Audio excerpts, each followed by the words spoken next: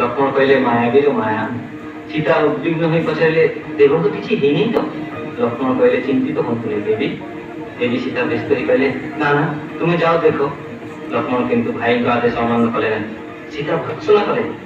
लक्ष्मण देवी को सावधान रही बाहरी गले। रामचंद्र को सही शब्द ध्यान भग्न है।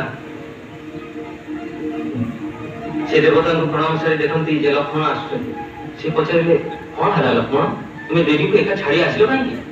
लक्ष्मण सब कथा कहले।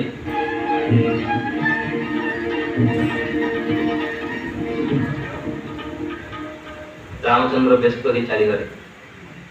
रामचंद्र चली जावा हठात लक्ष्मण देखती रामचंद्र तक विवाह अंगुरी छाड़ी जाइए किंतु से अंगुरी स्पर्श करेंगे किपर। अन्य कौन उपाय न देखी शेष को लक्ष्मण तीरमूल उठेगा चेष्टा कले।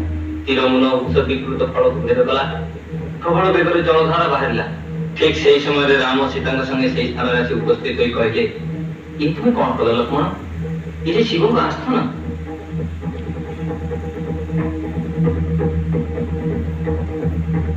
संगे संगे शिव को तुष्ट करने को आराधना करने लगे।